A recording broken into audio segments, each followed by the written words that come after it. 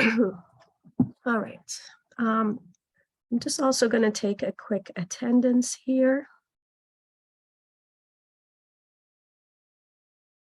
Ahmed is here. Mana is here. Natalie is here. Nagar here.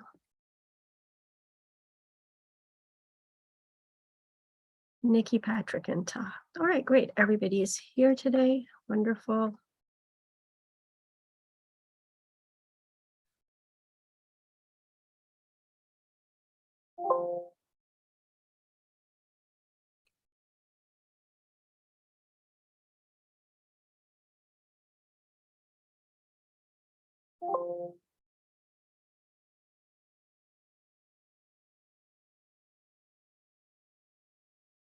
All right, so I'm going to start. I see that somebody's got a question about our upcoming presentation. I'll take that question at the end of the lesson, just because I want to make sure we get through this material, and then we can talk about questions regarding the presentation at that point. So we're starting a new unit, and I'm really glad everybody's here because it's a pretty important unit that we are starting. This unit is on molecular genetics.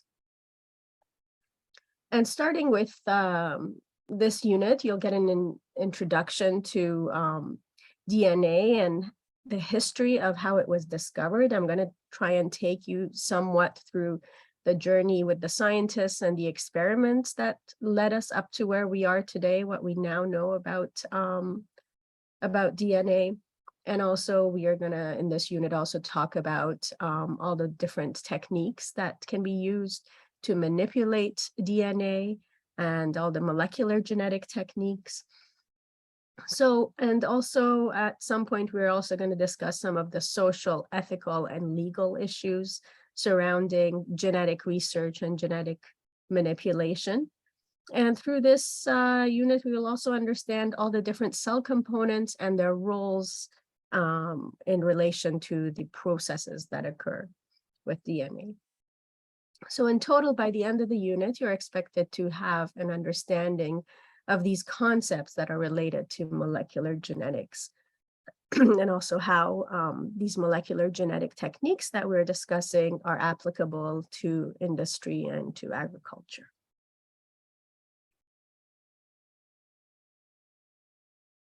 So starting with lesson 9, an introduction to DNA.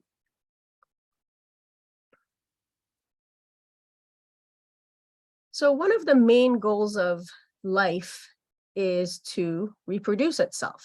And in doing so, it has to pass down its genetic material down to its offsprings. And in fact, in many species, the act of reproduction is the final act before death. And in others, the parents will sometimes even sacrifice themselves to ensure the continuation of their offspring. That inherent need to pass on your offspring is that inherent in all forms of life. So what is the molecule of life, and how is it created, and how does it make that blueprint, those set of instructions for all living things? These are lifelong questions that have been asked over the centuries and are still being asked, and still more answers are coming. And so in today's lesson, we're going to take a look at the history of how this molecule of heredity was discovered, and just how is it able to copy and reproduce itself. And we'll do this by looking at the different experiments, namely some of the ones from Miescher, Chargraf, the Watson and Crick model, to name a few. And these are the scientists that very firmly establish our basic knowledge that is required in order for us to move forward to where we are with our understanding of DNA today. And today, as we are discussing DNA and RNA, some of the questions that you want to keep on the top of your mind is, what is a gene? And how is it that vastly different organisms use that same molecule of DNA for passing on genetic information? And also, what differentiates DNA and RNA? What is the purpose of having both of these molecules, DNA and RNA, in the same cell? And how can genetic information be copied again and again without propagating errors?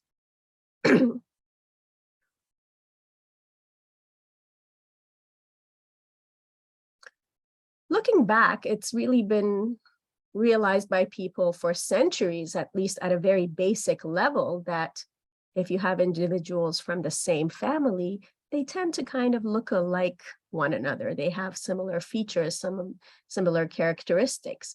A kid might have their mother's eyes or their father's hair. So there's all of these physical traits that are observable to us. And it's been observed, for example, that if you have somebody in the family, one of your parents who might have a cleft chin, the children have a cleft chin. This is a dominant gene.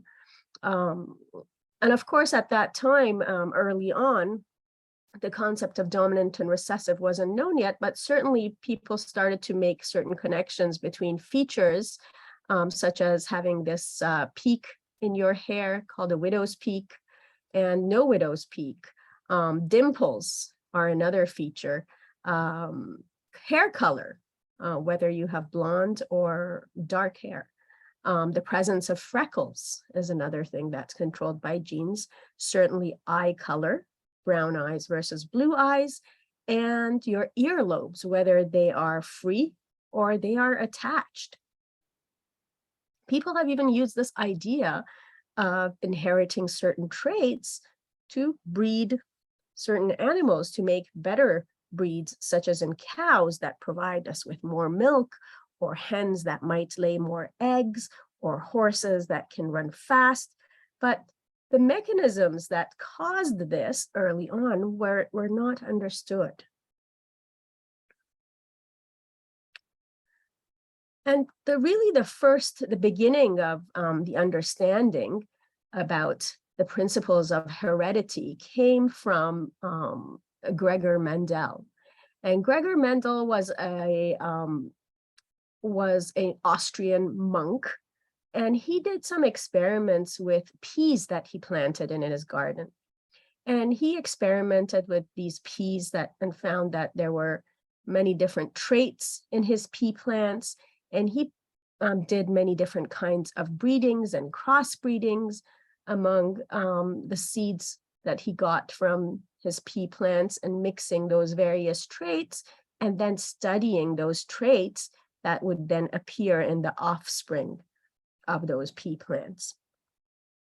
And then he made these observations, and these observations led him to conclude that it was, in fact, both the maternal and the paternal sex cells, or gametes is the correct term for them, that contributed in an equal fashion to that offspring's traits. He found that the information that was contributed by both parents was not just an equal blending of the two, but rather each parent passed on these discrete bits of information, or these factors, as they were called, these factors of inheritance. And then there was also situations that even though both parents contributed information, one of the traits that was passed on by one of the parents would not be expressed. And this was then viewed as being a recessive factor that could be passed on to the offspring, but it wasn't expressed as a trait. And it was really many years. Mendel published his ideas, but it was many years before scientists really accepted these ideas, these observations.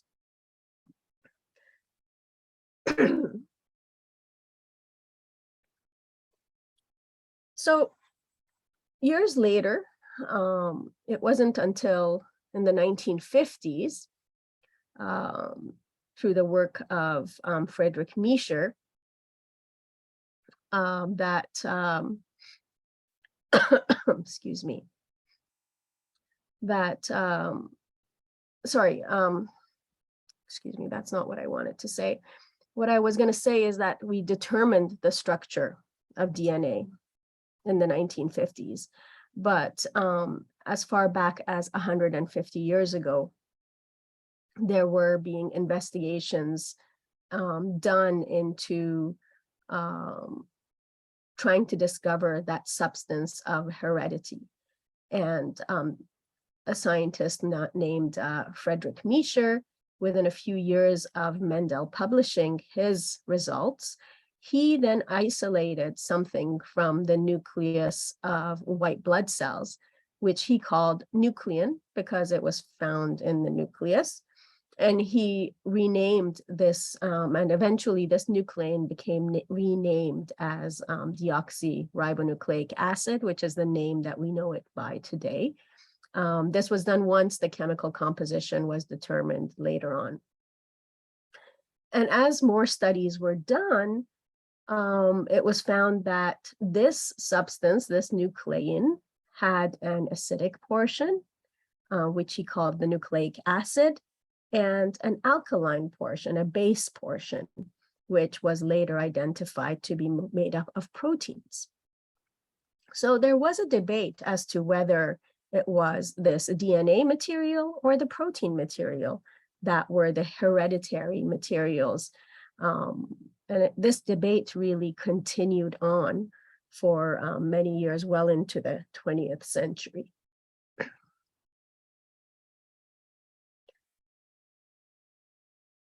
So then there was really still at this point no connection made between the work that Gregor Mendel had published and the work that Friedrich Miescher had done, until a scientist named Phoebus Levine, who continued the work of Miescher.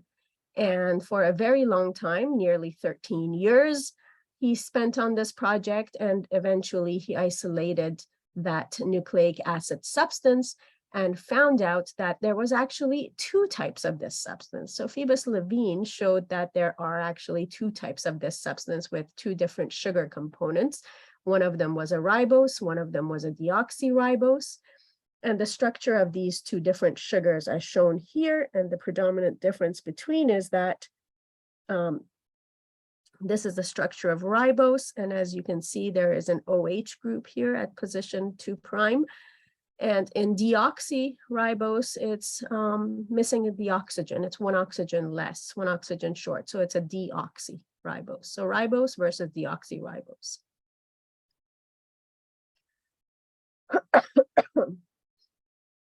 So now the deoxyribose sugar is found in DNA, deoxyribonucleic acid, and the ribose sugar is found in RNA, or the ribose nucleic acid. So this other acid that Levine isolated had this previously unknown sugar, and because this sugar was very similar to the ribose sugar, except it was lacking only one of its oxygen molecules, he named it deoxyribose, and it is now known as the deoxyribonucleic acid, or DNA. And many years later, in his later years, Levine then went on to look at the structure and determine the structure of the individual nucleic acids, and he found out that the nucleic acids are made up of long chains of these individual subunits that are called nucleotides. In both DNA and RNA, they both contain a combination of 4 different types of nucleotides that he identified. And he also identified that each of these nucleotides is composed of a 5-carbon sugar, a phosphate group, and a 4 nitrogen containing or nitrogenous base. And these are the nitrogenous bases that are shown here. And these bases are known as adenine, guanine, cytosine, and thymine. And there was also a 5th type of base, nitrogenous base that was identified later on called uracil. And this is found only in the RNA molecule. And in the RNA molecule, this uracil replaces thymine. So in RNA, U replaces T.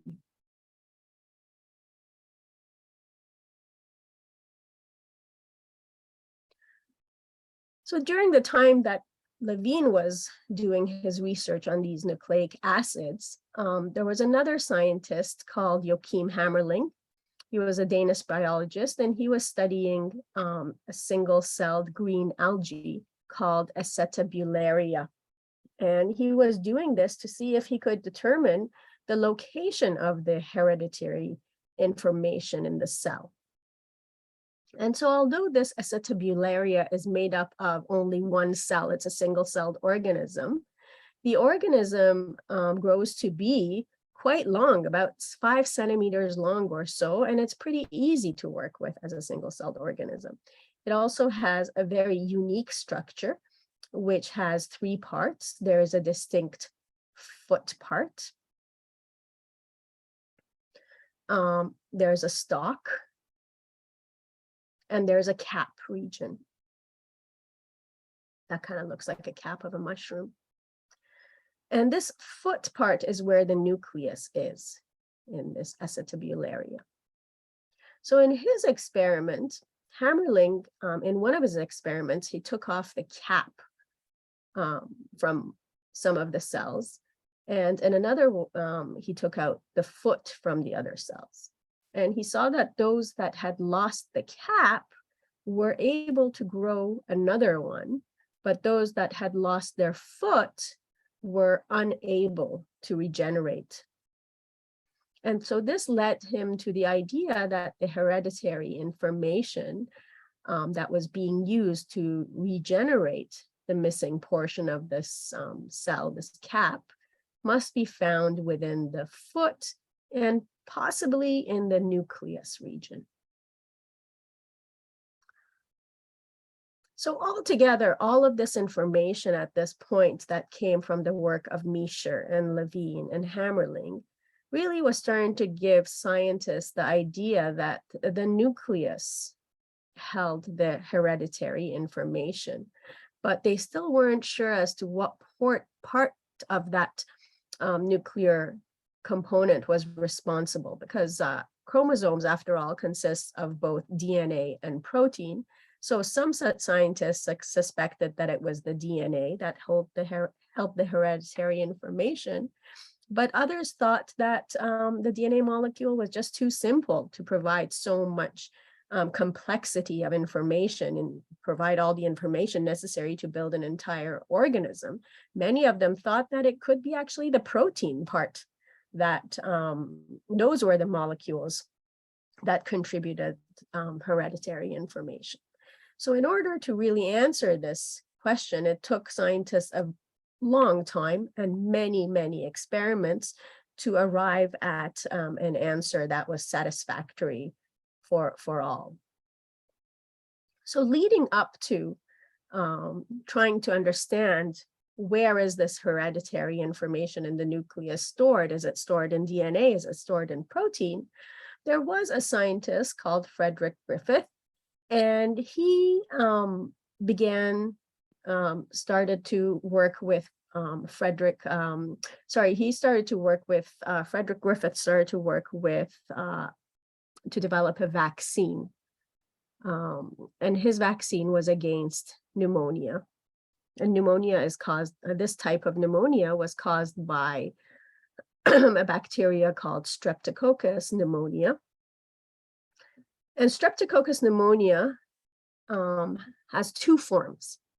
It has one form that has a polysaccharide coating, and it has another form that has no coating. So the one that has the polysaccharide coating, so here you see this thin line around is meant to represent the polysaccharide coating, and here is one without a coating.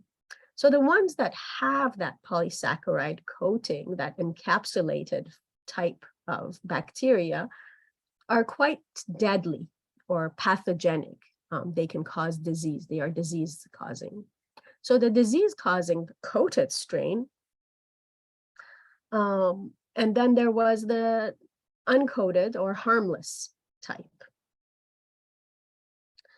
So in this experiment, what Griffith did is that, first of all, what Griffith did is that he took the pathogenic strain that had the coating, and he used heat to kill that strain, but it still had the coating on. And when he killed this pathogenic strain, when he heat killed it, and what happened is that the heat killed pathogenic strain of S. pneumonia, when he injected that into the mice lived. They didn't get sick, they didn't die. And but when he injected a live form of the pathogenic strain, as would be expected, the mice died. And this was pretty much expected.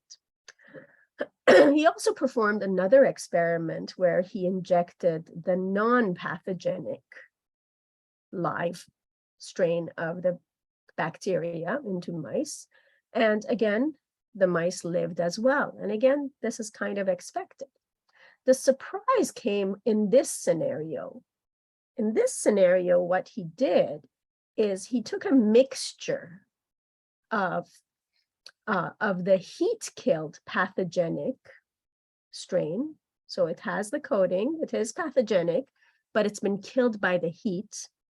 And when he used this on its own, the mice didn't suffer, they lived. And when he mixed it with the non-pathogenic strain, the one that when he used alone, the mice lived. If he mixed these two together, like here, and he injected it into mice, the mice died. And this was not expected. It was expected that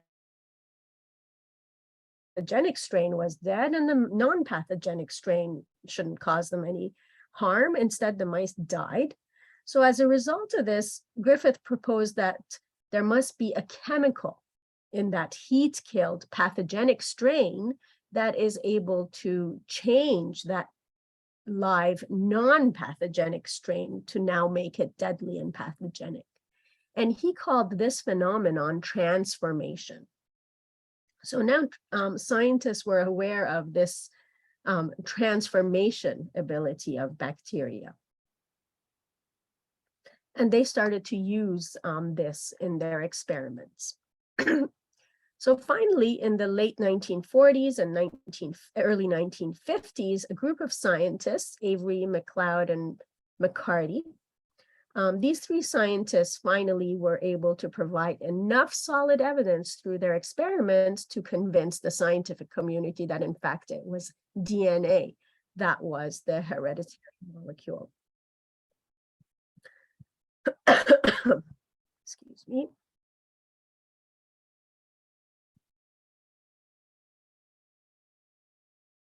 So they spent a lot of time trying to isolate just what was that chemical agent that was behind this transforming principle. And the question that was being asked was whether the transforming principle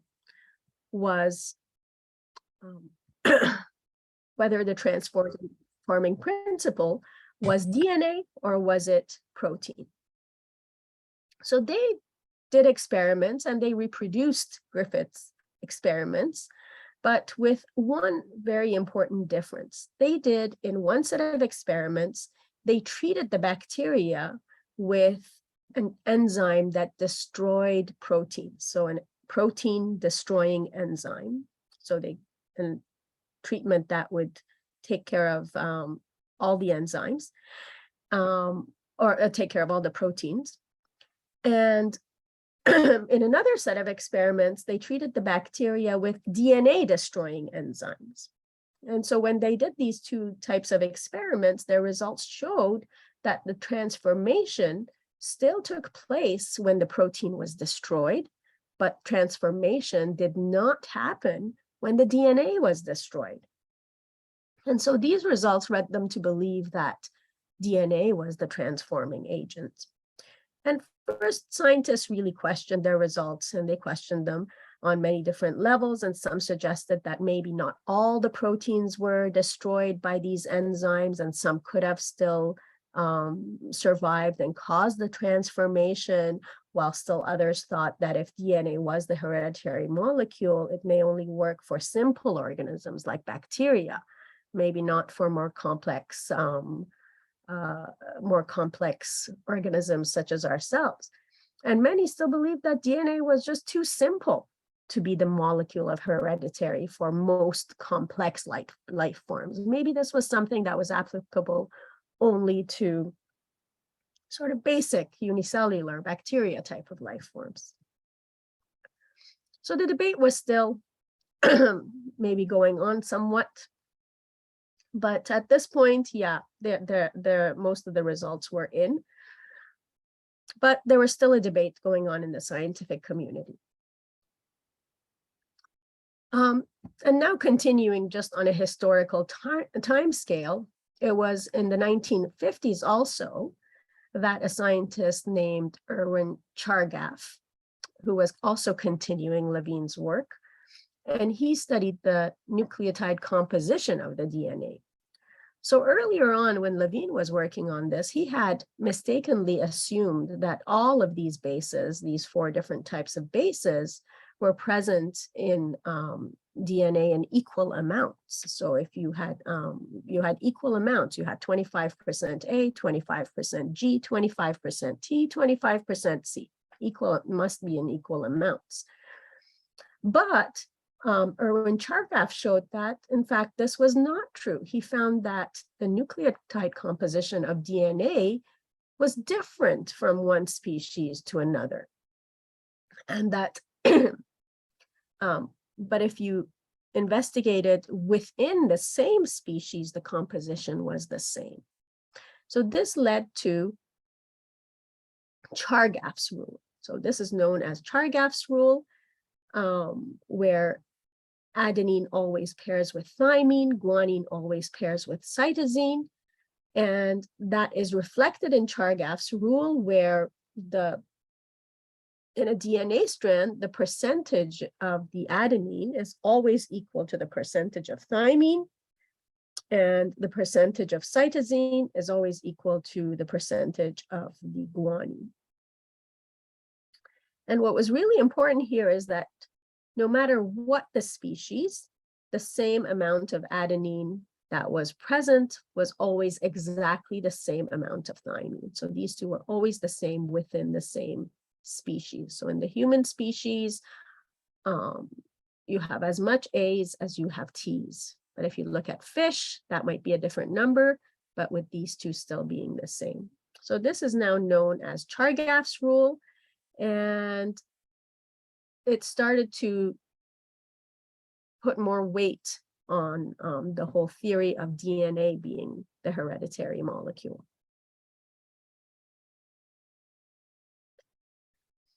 So it wasn't until 1952, excuse me, where there was an experiment done by Alfred Hershey and Martha Chase, that the question of whether DNA is the hereditary material, this was finally answered to the satisfaction of almost everyone in the scientific community. So in their experiments, Hershey and Chase used a virus called T2, and this virus infects E. coli bacteria. And so what the virus does, and here in this picture, we're showing a picture of the viral particle. And the way this, and here is the bacterial cell, the E. coli.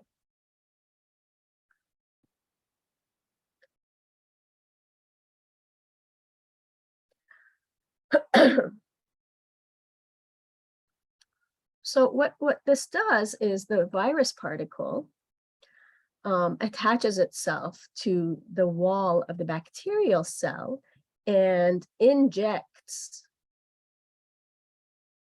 its genetic material inside into the cell. So when it does that, then the bacterial cell now is reprogrammed to make more virus particles. So the scientists made use of this type of infection mechanism from the virus to the bacteria to make up an experiment. So they used that fact that almost all of the phosphorus that is found within the virus, all of the phosphorus is mostly, pretty much all of it is found within the DNA, while the sulfur in this virus is found only in proteins. So they used this and they tagged the phosphorus and they tagged the sulfur with radioactive sulfur and radioactive phosphorus. So they made the phosphorus radioactive in some of their samples, and they made other samples where the sulfur was radioactive. And in their experiments, the individual radioactive samples were allowed to infect the bacterial cell. So in this experiment, the viral particles with radioactive phosphorus were allowed to infect. And in a second experiment, the virus with radioactive sulfur was allowed to infect. And so once this genetic material had been injected, the part of the viral head that is still stuck on to the outside of the bacterial cell was removed by shaking up the mixture in a blender. And then the bacterial cells were lysed, they were broken up.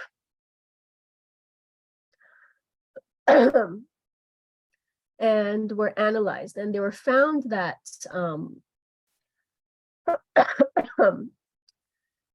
excuse me.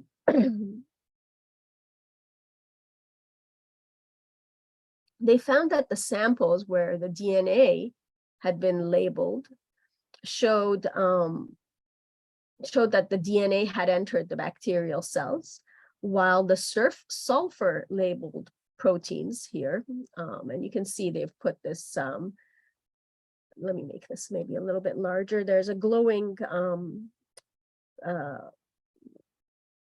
little yellow dot here that is meant to represent the radioactive phosphorus on the DNA material and the radioactive sulfur on the protein, which is mostly on the viral surface. So they, and you can see that in this model where the tag is on the DNA material, the tag will end up inside the cell. But in this model where the tag is on the virus will remain outside of the cell. So when these bacterial cells were analyzed, they found that the samples where the DNA had been labeled showed that the DNA had entered the bacterial cell, while the sulfur labeled proteins were not found to be present inside the cell. So again, this indicated that no viral protein entered the cells, so it must be the DNA that enters the cell and reprograms these bacterial cells to make more of the viral DNA. So really, this experiment helped to conclusively identify that it was the DNA molecule that was the molecule of heredity. So once this DNA molecule was firmly established as being the genetically inheritable material, then there was a race on in the scientific community to actually discover the structure of the DNA molecule. So now structural studies were on the way. And here is where the famous Watson and Crick, and now more known as the Franklin, Watson, and Crick model has come in, that we all know. So, and the reason that now Rosalind Franklin is a part of this is because she actually contributed quite strongly to the development of this formula, and her contribution early on was not recognized. So Franklin had actually been working on DNA to try and figure out its configuration. And it was already known that each nucleic acid was made up of a strand of many nucleotides put together, but the actual arrangement, the actual configuration was not known. So Rosalind Franklin, who was an X-ray crystallographer, she used her method of X-ray diffraction to study the DNA molecule. And in X-ray diffraction, you are taking an X-ray picture of the molecule. And what you get is this X-ray diffraction pattern. And you analyze this pattern to study the light and shadow parts to figure out where there is an empty space and where there is something solid present. And so by studying the diffraction pattern, X-ray diffraction pattern from DNA, what you found that there was two very distinct but regularly repeating patterns of shadow, which seemed to indicate that DNA had a helical structure. And she found out that one of these patterns occurred every 0.34 nanometers, and another one of these patterns she measured occurred at 3.4 nanometers. And she also observed that she could put DNA in water.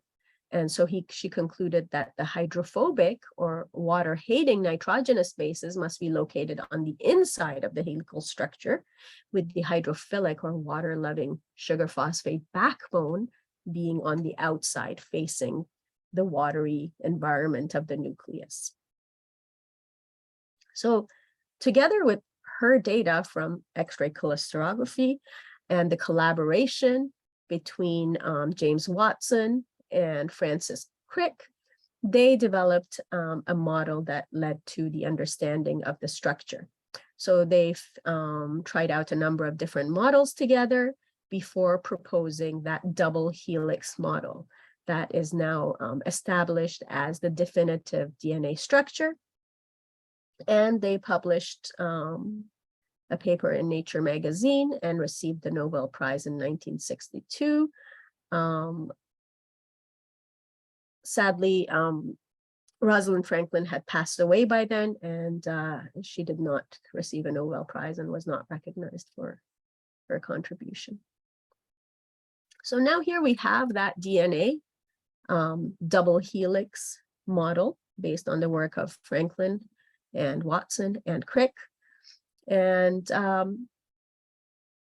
DNA is now known to be a thread-like molecule that is composed of two strands of nucleotide bases that are strung together and wrap around each other. And this structure is often compared to a ladder when it's unwound with the sugar phosphate backbone acting as the rails. So here you see there is the phosphates and here are the sugars. So we call this the sugar phosphate backbone. And then the nitrogenous bases in the middle form the rungs on the ladder, and they face one another. And at first,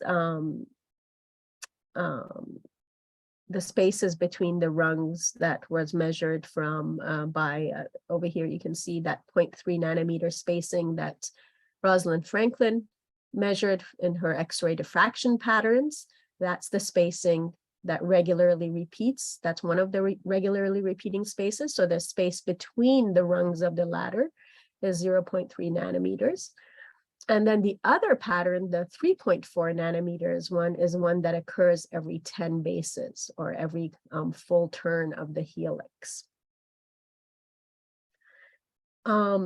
The other important things to know about this model is that the fifth carbon, or the 5' carbon of the sugar from one of the nucleotides is connected to the hydroxy group, or attached to the 3' carbon of the next sugar.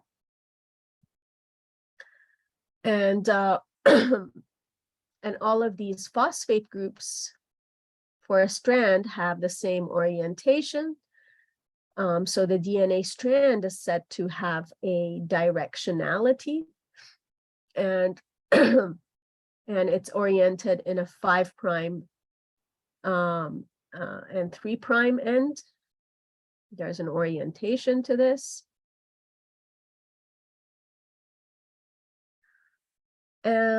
What else? Oh, and also note that the two strands are running in opposite directions. So this strand might be running this way, this strand is running the opposite direction. So if you look at the direction of the way the sugar phosphates are pointing, they are pointing in opposite directions. And so they are said to be anti-parallel.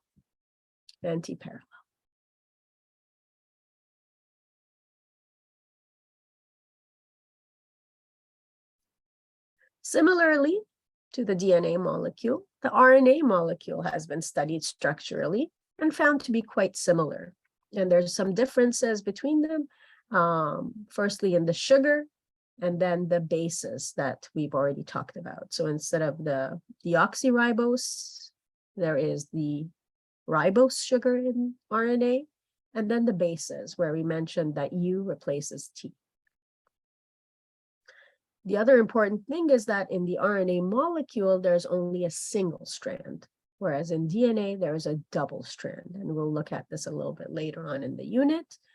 And in that sense, RNA serves some very different, but equally important roles in the cell, and we will look at this. So here, there's just a little brief overview, a summary of all the experimental results of all the scientists over the years that eventually led to the current structure, the DNA, the double helix model of DNA. So here's a little summary to help you remember that there was quite a lot of work done along the way. There's a YouTube video that if we have time, we can watch together and go through it together. If not, you can click on this link and look at this YouTube video on your own about DNA and RNA.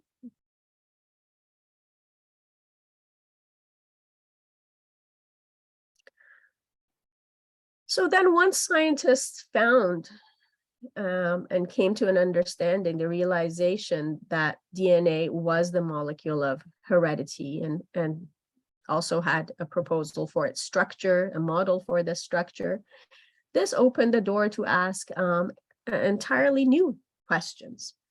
So in all organisms, whether they be single-celled or complex multicellular organisms, ultimately, all organisms have to be able to reproduce themselves, which means that all the cellular components, including the genetic material, have to be duplicated.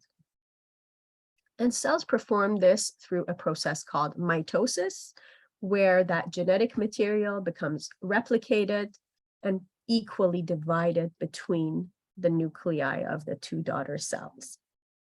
The cells then split apart into two new, completely identical cells in a process called cytokinesis, which, once observed, leads to the question as to just how does the DNA molecule replicate itself during this mitotic process. And to answer this, three possible models were proposed. One was that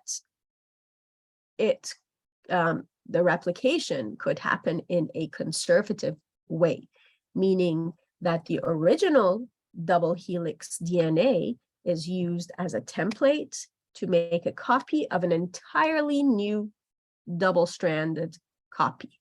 So you keep the old one, and off of that, you copy a completely new double-stranded copy. That was known as the conservative replication model. Then there was a semi-conservative replication model. So this model said, what if the DNA molecule opens up like a zipper, and each of the two original strands then acts as a template to make the opposite strands? And this means that every time DNA replicates, the double-stranded DNA molecule that results will consist of one new strand, the one that was just copied and made, and one of the original strand, the one that was used to make a copy. This was also proposed as being the semi-conservative model. And there was still a third possible model that was suggested. And this was, what if the original DNA molecule gets completely broken up into fragments and copied, and then the DNA molecule would then be a mix of bits and pieces of original and new DNA molecule. And this was known as the dispersive replication model, where it was proposed, what if it's broken up into pieces, the pieces disperse, get copied, and it just all gets mixed up together. And at the time, it wasn't known. These all were proposals, were hypotheses, and they were set out to be tested. So two scientists, Meselson and Stahl, these two designed an experiment that showed that replication, in fact, was semi-conservative. They designed an experiment to determine which one of these possible models was being used by organisms when they replicated their DNA. And they made use of the fact that DNA contains a lot of nitrogen in its nitrogenous bases, and so therefore uses nitrogen when replicating and making more bases during replication. It's using nitrogen, and nitrogen occurs in different forms and different isotopes. There's the nitrogen N14, which is a lighter weight isotope, and there is nitrogen 15, which is a little bit of a heavier isotope of nitrogen. And this slight difference in these two isotopes, one being a bit lighter, one being a bit heavier, could be used to, could actually be detected. They could detect the difference between these two isotopes. And they could use it when the molecules that contain these different forms of nitrogen were put in a centrifuge and spun at very high speeds. They could see that the heavier molecules would settle closer to the bottom of the test tube, and the lighter molecules would settle closer to the top. So that if you had, here's the N14 and here's the N15, the N14 would be near the top, the N15 would be near the bottom. So they took some bacteria, E. coli being the choice organism for most of science. And one of these samples they grew in N15 media until all of the DNA molecules carried this heavy form of nitrogen. It was allowed to replicate over and over and over, so that all of these bacteria were labeled with N15, the heavy isotope. And then once they were all labeled that way, the bacteria were removed from this N15, and they were switched to a solution that only contained the N14, so that now all of the new DNA that would be made using this lighter N14 form of nitrogen, this N14 isotope. And after one round of replication, and you know the round of replication because you know how long it takes for E. coli to replicate once. So you allow them to go through one round of replication. You spin out the DNA, you spin out the cells, you remove the DNA, and you spin the DNA in a high-speed centrifuge, and you check to see where is the location of the DNA in the test tube. So obviously, when you do this at the time where they're only in the presence of N15, and you take a sample out at 0 minutes, and you see that they are all heavy chained. But after a single round of replication, you see that you'll end up with a DNA that is sort of halfway between the heavy and the light region.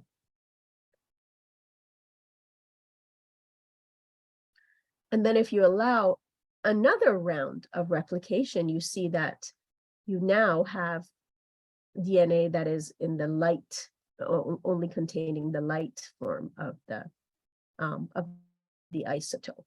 So here, corresponding to what is happening in each test, just in the diagram, you can see that after 2 generations, you can have all of the DNA is labeled with the heavy N15. But after being switched to the N14, to the light medium, they replicate. So half of the new strand of DNA is made up of the light, and half of it is made up of the heavy. And so when you put this in the centrifuge, it runs sort of halfway between the light and the heavy, because it's a mixture of the light and the heavy.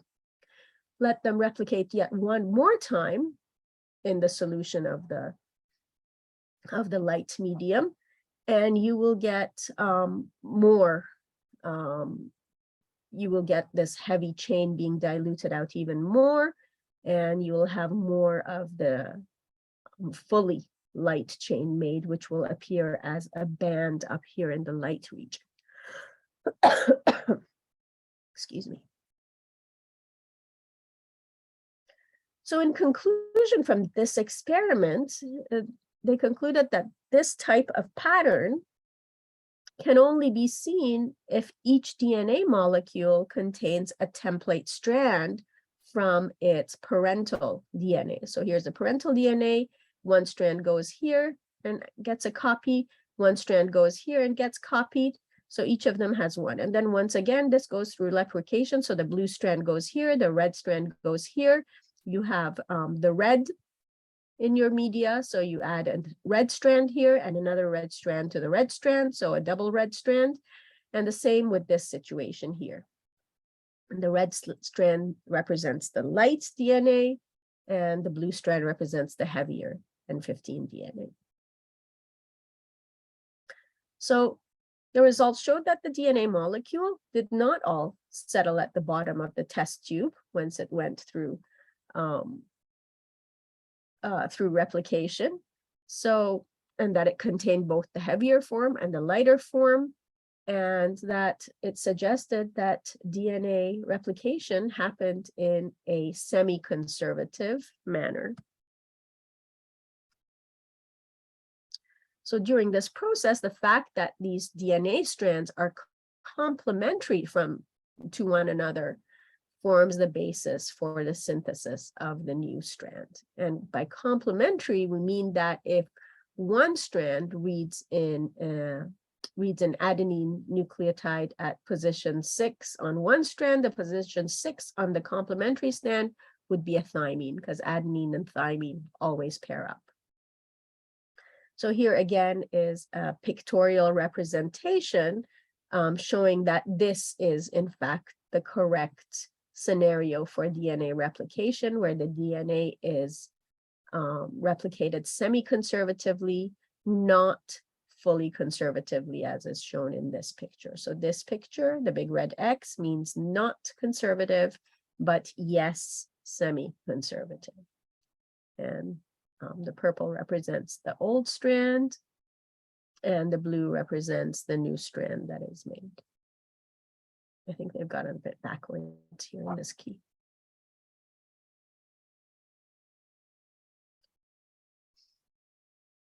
And again, keeping in mind that adenine is always complementary and binding to thymine, and guanine is always complementary and binding to cytosine. So in this way, when you read the sequence of the nucleotide from your template strand, the complementary base is placed in the position on the strand that's being made, being synthesized, the new strand.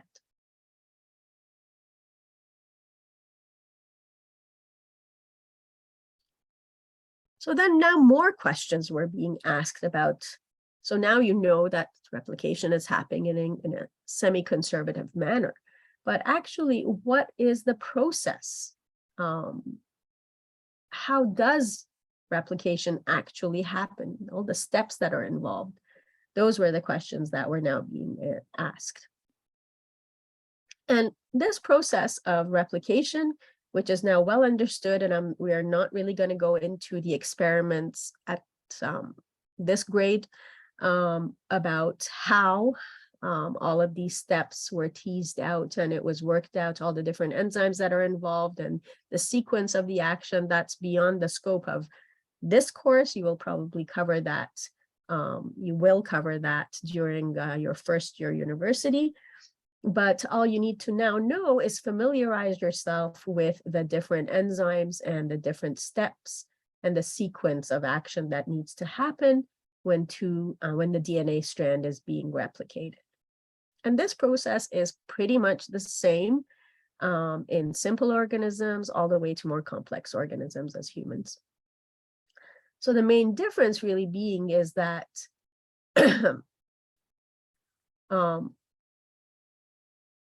that in replication in more complicated cells happens at many points along the DNA molecule simultaneously at the same time, because in complex organisms, there is just so much more DNA there to replicate. So it takes approximately, for bacteria, it takes approximately 40 minutes for the bacterial DNA to get replicated completely, while in more complex organisms such as human, the process of replicating a cell's full set of DNA can take anywhere between 5 to 10 hours, depending on the cell type. And also because the two DNA cells are twisted around one another and held together by hydrogen bonds, they have to become unraveled in order to be accessible, and also kept separate in order for the sequence to be read by the respective enzyme. So the enzyme that takes care of the unwinding part that needs to happen is called DNA helicase. And this enzyme is responsible for unwinding the helix, and it does so by just very temporarily breaking these hydrogen bonds that hold these two strands together. And then you have a set of very specialized single-strand binding proteins, or SSBs for short, that will then come along and attach themselves to each one of the individual strands to prevent these two strands from reattaching and essentially zipping back up together by preventing those hydrogen bonds from reforming. And since only a small area is being unraveled at any one given time, there could be tension formed as the DNA is being unraveled and untwisted. So there must be some amount of tension further up in the helix. And if the tension would become too great, you can imagine that the strands could break apart as a result. So in order to relieve this tension, another type of enzyme called DNA gyrase comes along and just cuts the two DNA strands, does a little nick, and allows them to kind of swivel around each other until that tension has been released, and then reseals that strand. So it kind of creates a nick, but still holding them in place. This DNA gyrase holds them in place, and as they kind of spin around and relieve that tension, then DNA gyrase will seal up that little cut that it made. So as soon as this DNA helicase breaks open the DNA strands, and these single-stranded binding proteins come along and stabilize it, that's when replication begins. At the junction point, where the two strands are yet to be unraveled, this is called the replication fork. And the replication proceeds in the direction of that fork. So this is the direction of replication. The arrow showing it goes in that direction. Next, an enzyme called DNA polymerase comes along and starts creating that new DNA strand. But first, there has to be certain conditions that have to be met before it can start its work, before it can do its job. This enzyme, DNA polymerase 3, is only able to add new nucleotides to the 3' end of the strand. And this means that the enzyme can only work in a 5' to 3' direction. So if it starts here, it can continue into the 3' direction, but then what happens here? If it starts building, then what happens to the rest of this as it's is opening up and becoming unzipped? And also, the enzyme, DNA polymerase 3, is not able to attach itself to the template strand and simply string the appropriate nucleotides together. Instead, you have to have another enzyme called RNA primase. And RNA primase needs to come along and first lay down a very short string of temporary RNA nucleotides to provide a site for DNA polymerase 3 to attach itself. Then DNA polymerase can start attaching the complementary DNA nucleotides to this temporary RNA nucleotide and starts to build the new strand. So DNA polymerase 3 adds these complementary bases, these complementary nucleotides in the 5' to 3' direction, using these RNA primers as its starting point.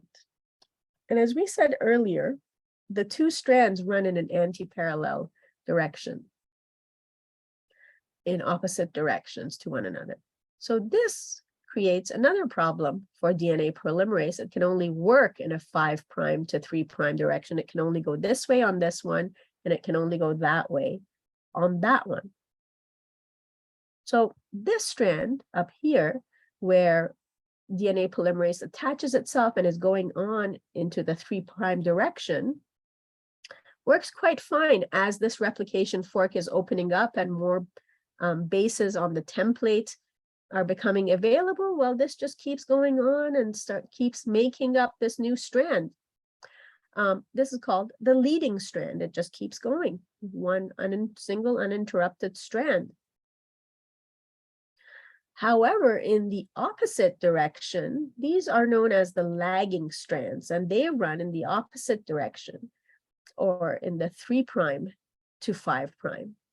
And so in the 3' to 5' direction, how do you get an enzyme that only works to build in the 5' to 3' direction to work on a strand that is running 5' to 3' as this replication fork progresses and opens up?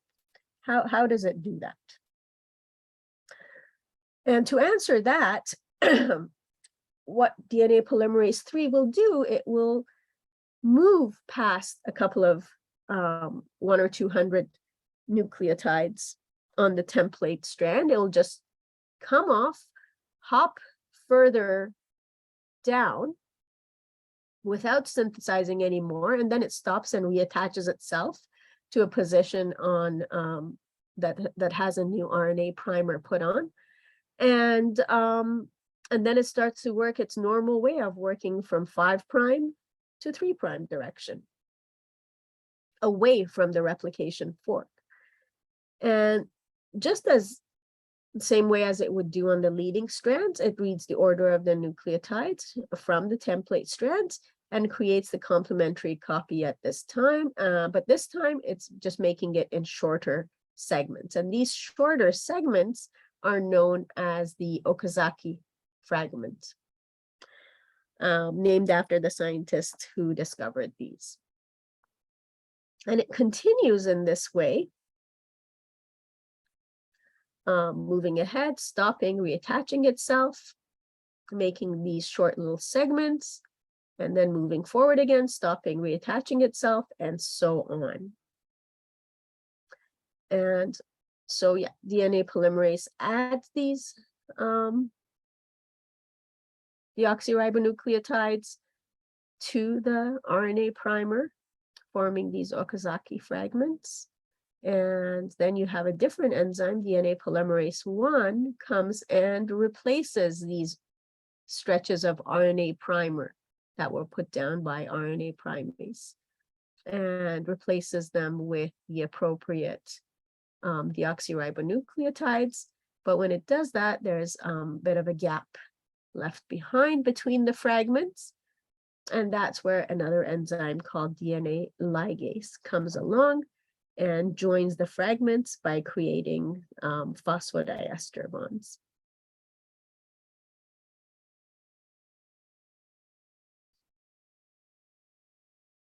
So as that replication fork continues to move in that direction, in the direction of replication, more of that DNA strand is synthesized. The two double-stranded DNA molecule then automatically reform their helical twist and their hydrogen bonds, holding the two strands together. And at that point, DNA replication is now complete, and DNA goes into its hydrogen bonded stable form of the double helix. And we can watch this process in a video down here if we have time. I think we might have time. But in case, let me just continue to talk a little bit then about DNA repair. Because if you think about it, if there's all these copies being made, what happens if, why is it? I mean, there's got to be mistakes. There's got to be errors along the way. Wouldn't you expect this process to just be prone with errors? And in that case, as many times as cells get replicated and DNA becomes replicated, you would expect there to be tons of errors just compounding and into the DNA. Yet the process actually takes place quite accurately. So why is that? This is because there is a proofreading mechanism to both DNA polymerase 1 and DNA polymerase 3.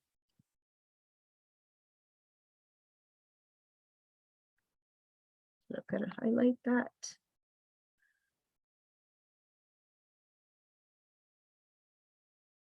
So as that new DNA is being synthesized,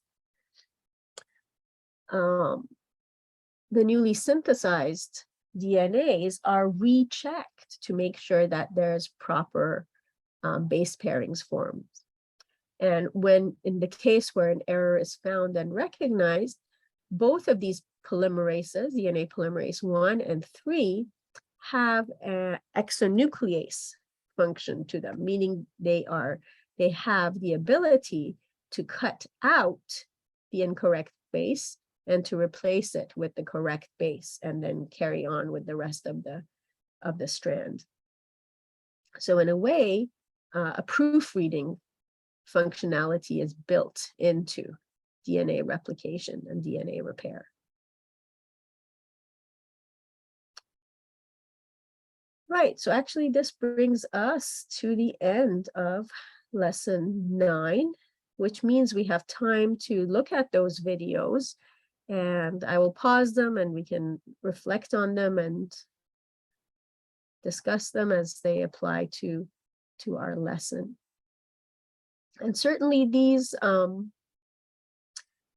video links on YouTube that I've put down are just ones that I found that contained the relevant information to our lesson. But there's lots of them, and if you like to keep watching, you can watch more and more versions, different versions based on who made them and for what purpose. So yeah, we can watch this one first.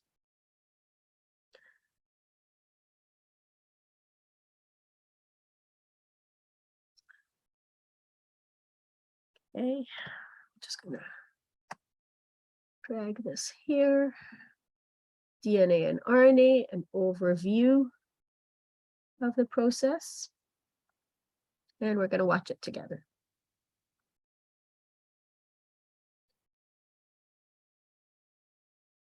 Today, we're going to be talking about the only two types of nucleic acids that exist, DNA and RNA. DNA stands for deoxyribonucleic acid, and RNA stands for ribonucleic acid. As nucleic acids, both DNA and RNA are long organic macromolecules, which means they are very large molecules that contain the element carbon. Both DNA and RNA are composed of nucleic acid monomers called nucleotides. Nucleotide monomers always contain a phosphate group, a 5-carbon sugar, sometimes referred to as a pentose, and a nitrogenous base. But DNA nucleotides have the 5-carbon sugar deoxyribose, while RNA has a different 5-carbon sugar called ribose. The pentose sugar in DNA has one less oxygen than ribose in RNA, which leads to its name, deoxyribose. Let's focus on the nitrogenous bases in DNA for a moment.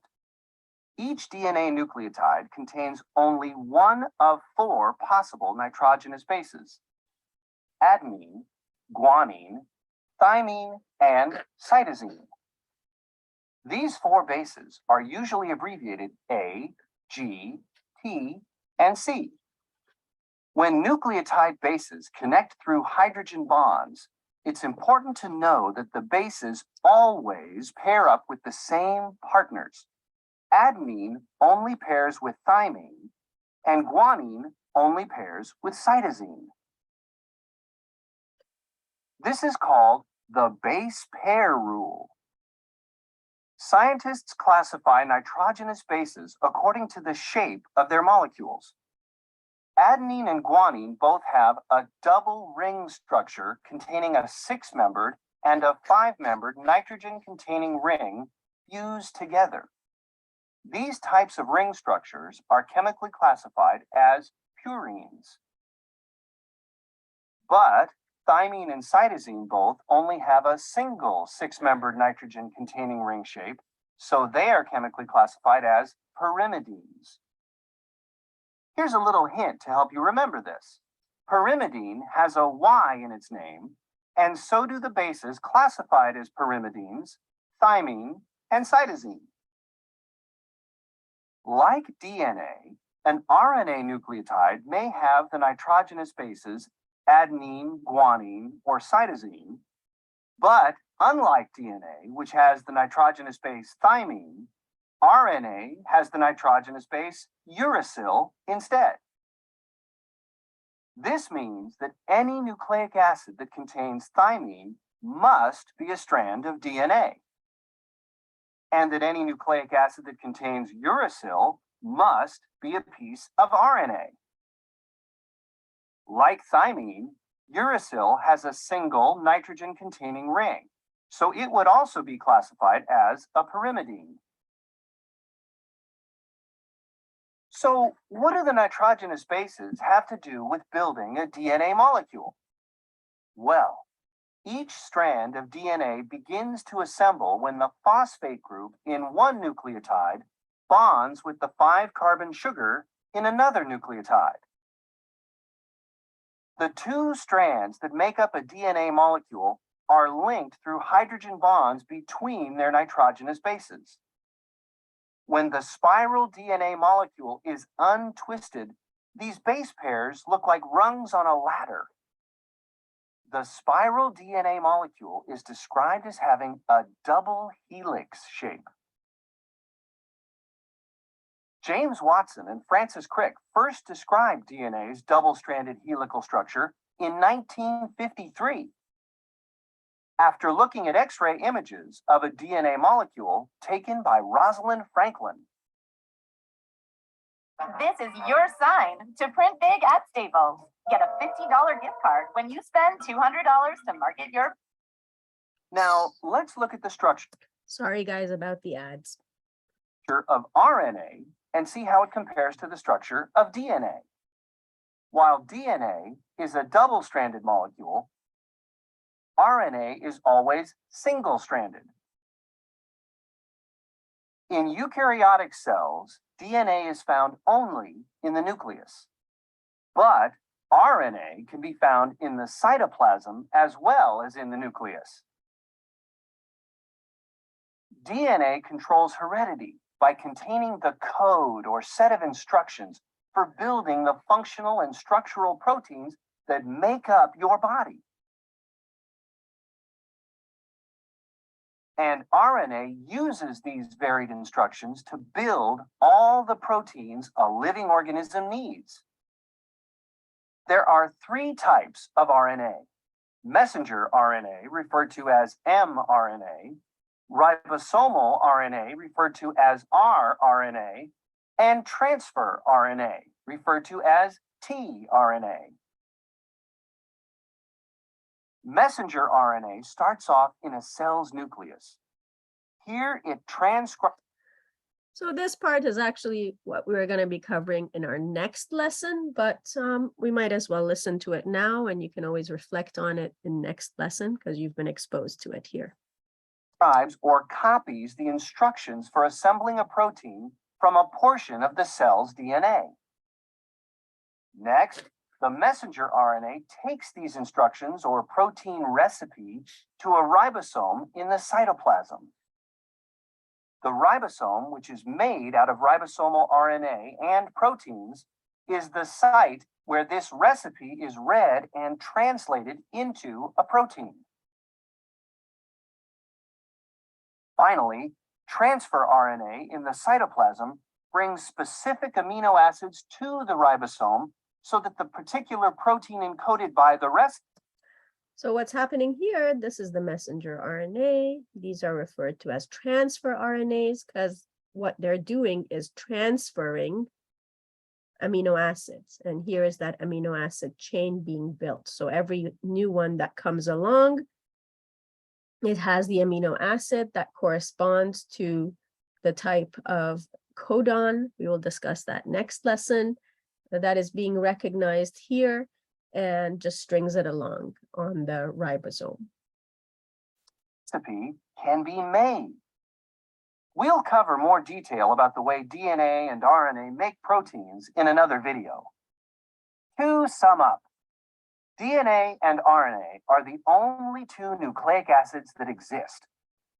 Both DNA and RNA are built from nucleic acid monomers called nucleotides. Nucleotides always contain a phosphate group, a 5-carbon sugar, and a nitrogenous base. Deoxyribose is the sugar in DNA, and ribose is the sugar in RNA. The nitrogenous bases in DNA are adenine, thymine, cytosine, and guanine. The nitrogenous bases in RNA are adenine, uracil, cytosine, and guanine. In DNA, adenine always pairs together with thymine, and cytosine always pairs together with guanine. Adenine and guanine are purines. Cytosine, thymine, and uracil are pyrimidines. DNA is composed of 2 strands linked through hydrogen bonds between their nitrogenous bases. The 2 DNA strands are twisted into a double helix shape first identified by Watson and Crick. RNA is a single-stranded molecule. In cells, DNA is found only in the nucleus, while RNA is found in the cytoplasm as well as the nucleus. DNA controls heredity by containing the instructions for building the proteins that make up an organism and allow it to function. RNA uses these instructions to build proteins. There are 3 types of RNA: messenger RNA, ribosomal RNA, and transfer RNA. Messenger RNA copies the instructions for building a protein and takes them to a ribosome. Ribosomal RNA is the site where the instructions are translated into a protein. Transfer RNA brings specific amino acids to the ribosome so the correct proteins can be made.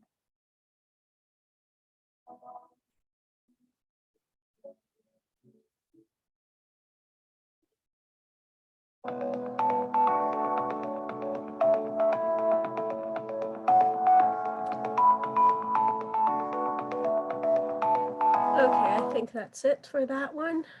And we can watch, so the next YouTube link that I've got lined up to show for you guys is this one, and another one that pretty much shows more or less the same thing, just a different way.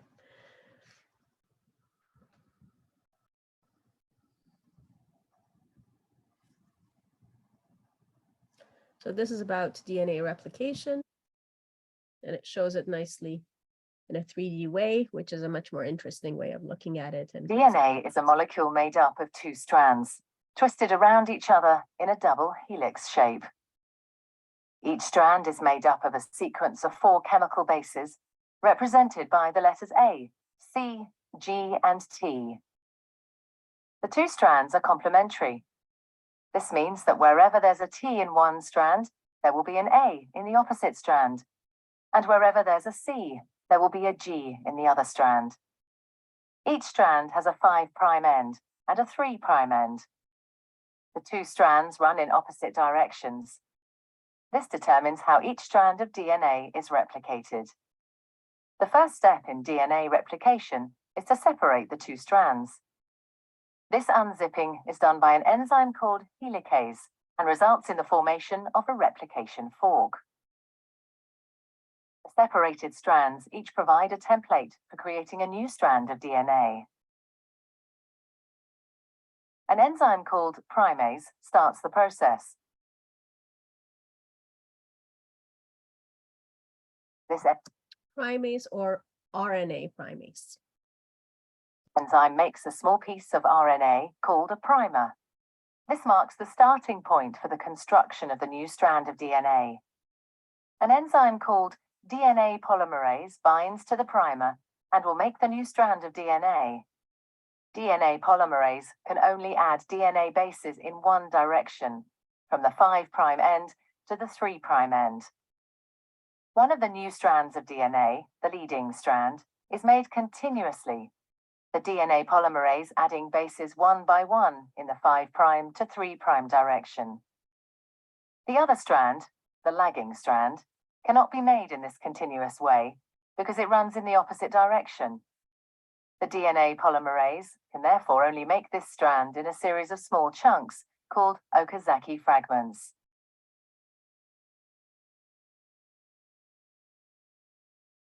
Each fragment is started with an RNA primer. DNA polymerase then adds a short row of DNA bases in a 5' to 3' direction.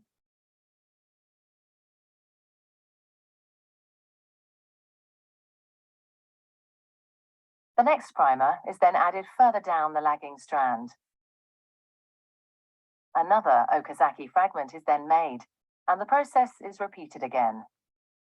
Once the new DNA has been made, the enzyme exonuclease removes all the RNA primers from both strands of DNA.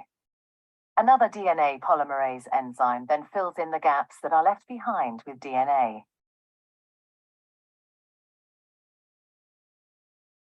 Finally, the enzyme DNA ligase seals up the fragments of DNA in both strands to form a continuous double strand. DNA replication is described as semi-conservative because each DNA molecule is made up of one old, conserved strand of DNA and one new one.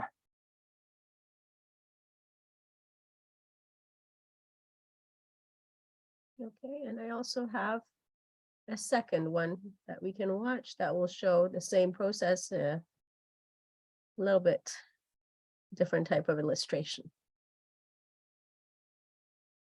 Let's take a look at DNA replication, the process in which DNA copies itself. Why does DNA need to copy itself?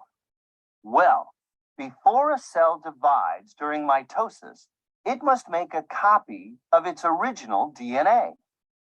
This ensures that both resulting daughter cells will have DNA that is identical to the original cell's DNA. So, at what point in the cell cycle does DNA replication happen?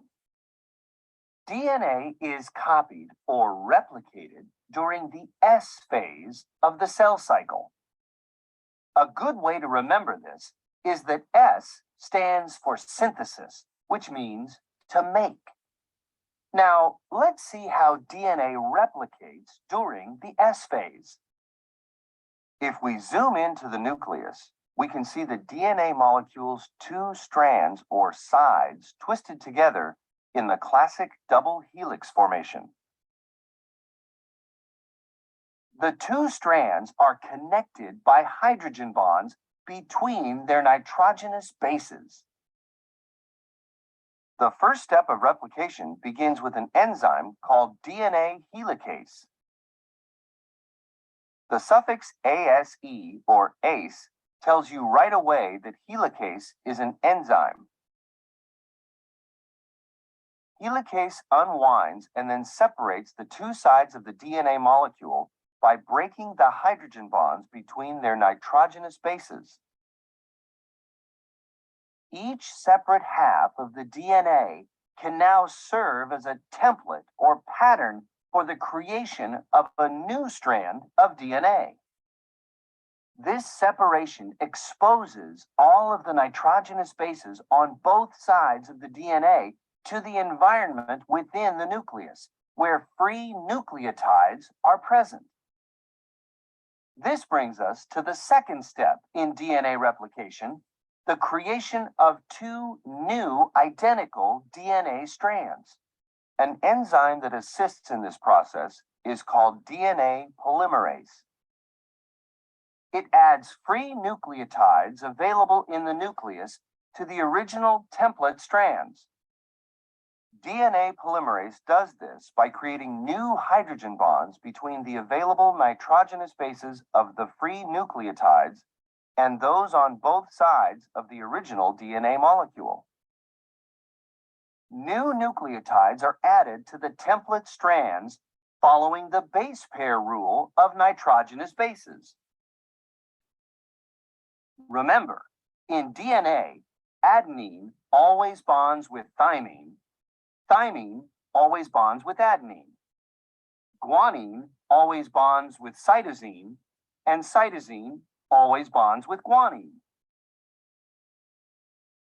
So, these newly attached nucleotides form a mirror image or complementary strand on each template strand of the original DNA. As a result of this replication process, two duplicate molecules of DNA are produced from the original DNA molecule.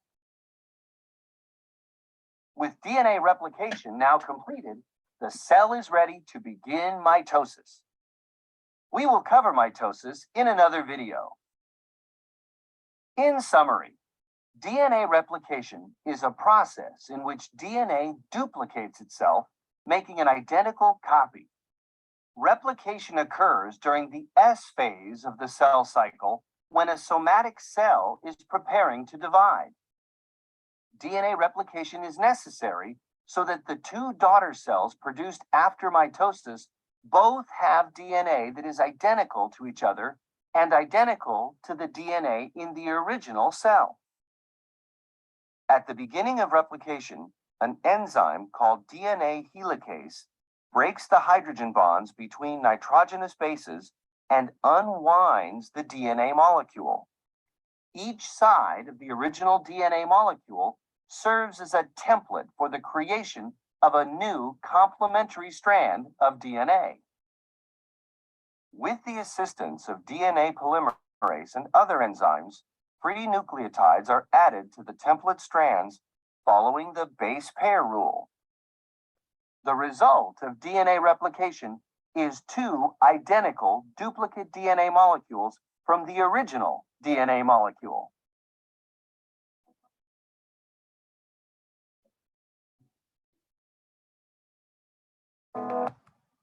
Okay.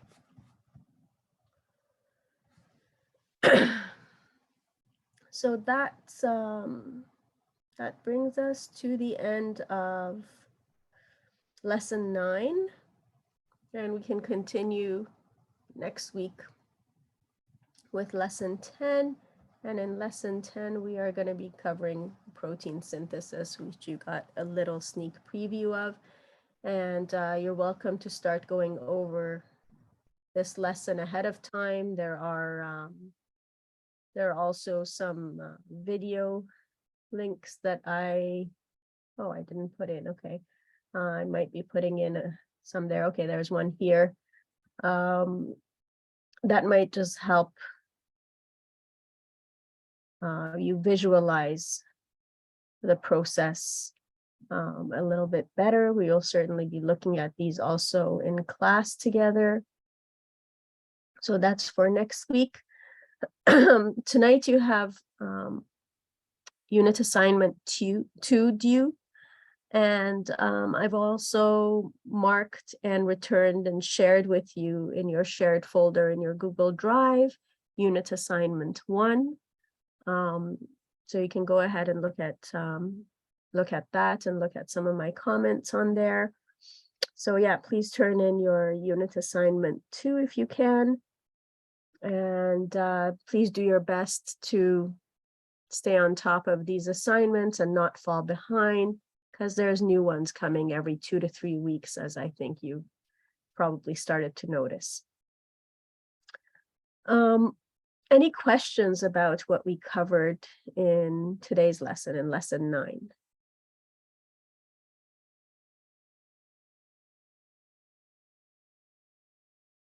Okay, so also there's these homework questions, which I've always encouraged you guys to try. You certainly don't have to send it in or turn it in, but anytime you do them or you have a question about them, we can certainly talk about it together. There's also this onion DNA extraction activity, which if you are able to do at home, you don't have to do this, but if you are able to do it, or maybe if you're able to watch it online, I don't know, I haven't actually searched for a YouTube video on this, but if you are able to do it, it would be very useful. It just helps you to look at some of the concepts that we've talked about during our lesson. There's some very easy to source material here that is very accessible to most people, and it just might be fun for you to try a hands-on activity that's relevant to our lesson and try and answer some of these questions. Now, there was a question, Patrick, I think you had a question about our project presentation that we'll be doing before the end of the course. Yeah, Miss, I just have a question about the topic. Yes. For one of them. So the topic was, I think it was something to do with steroids, right? Mm-hmm. And I didn't know which steroids you meant. If you meant like anabolics, or if you meant like just hormonal, like steroids in general.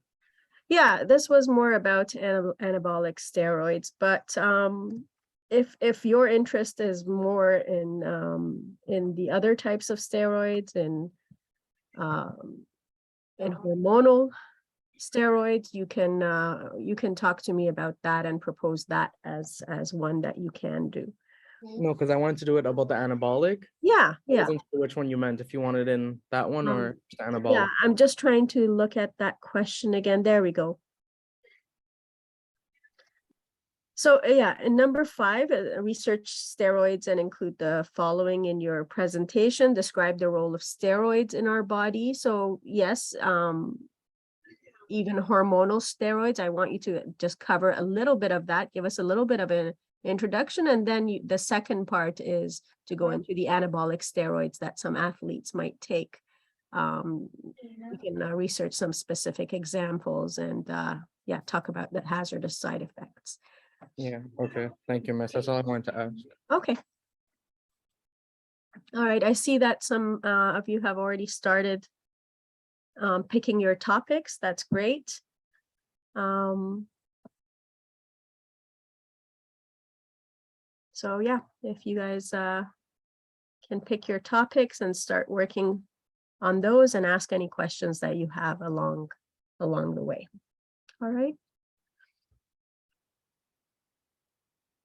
So if there's no more questions, I think I'm okay to conclude our lesson here tonight. And please send in your unit assignments through the Dropbox link that I have on our welcome document. Here, I'll just bring it back on the screen to remind you guys where that is. Remember, we have our welcome document, and there I have Dropbox link for each one of the assignments. So you can use this Dropbox link here for your Unit 2 assignment. Just make sure I see your name on the name of your file and which unit assignment it is, so that I don't have to go along and rename everybody, make sure to put everybody's name on the file, that I can just download it all into one file and be very clear on who is who. All right, guys. That's all. If you don't have any questions, we can end our session here now.